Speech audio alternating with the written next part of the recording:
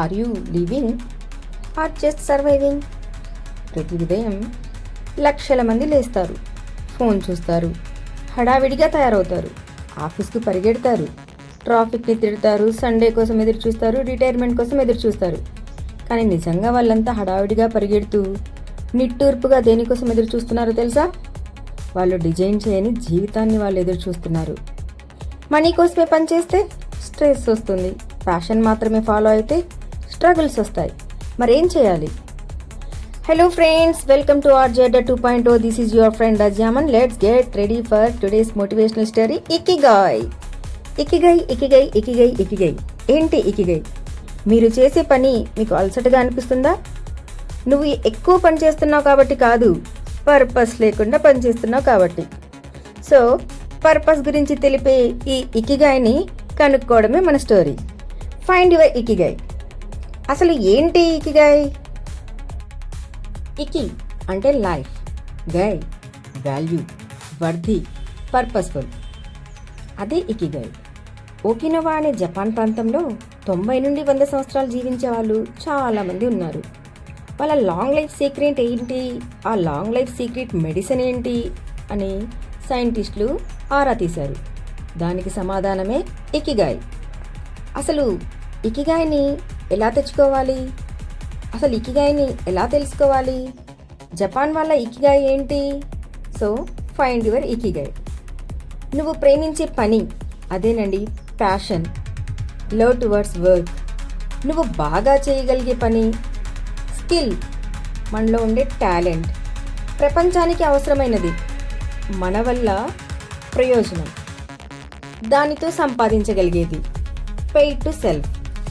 ఈ 4 ఒకే చోట కలిస్తే అది కేవలం పని కాదు, జీవించడానికి కారణం.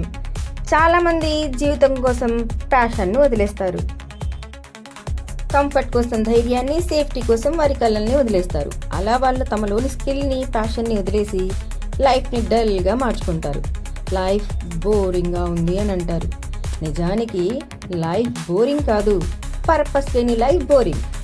సో ఫ్రెండ్స్, ప్యాషన్ ఏంటి? మీ స్కిల్ ఏంటి? వరల్డ్కి కావాల్సిన నీడ్ ఏంటి? మన వల్ల ప్రపంచానికి ఏమైనా లాభం ఉందా? మీ సంపాదన ఎలా ఉంది? అనాలిసిస్ చేసుకోండి. ఇకిగాయ్ మనం ఎక్కడో పెట్టి మర్చిపోయిన వస్తువు కాదు, వెతకగానే దొరికిపోదు. ఇకిగాయ్ని మనకు మనమే నిర్మించుకోవాలి.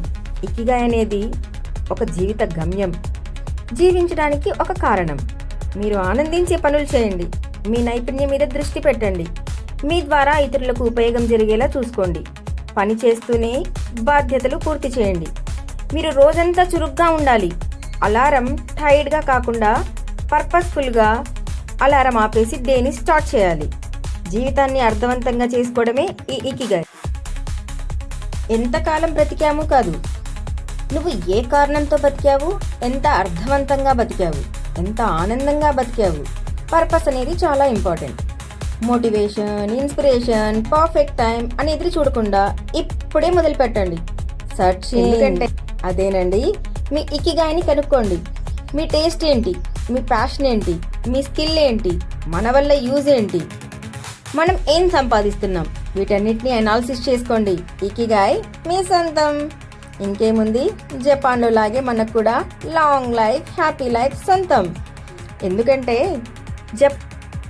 జపాన్లోని 90 ఏళ్ల ముసలివారు కూడా గార్డెనింగ్, పెయింటింగ్, వాటరింగ్ చేస్తుంటే ఈ వయసులో మీకెందుకండి రెస్ట్ తీసుకోక అని అడిగామా, వాళ్ళు వెంటనే చెప్తారు, దిస్ ఈజ్ మై పర్పస్, ఇది నా happy moment, this is my ikigai అని అంటారు ఫ్రెండ్స్. సో మనం కూడా పర్పస్ఫుల్గా బతకాలి, హ్యాపీగా బతకాలి. ఎందుకంటే పర్పస్తో బతికే మనిషిని ఎవరూ ఆపలేరు. Ikigai. Stop surviving, start living. For more motivational stories, please like, share, subscribe RJ 2.0.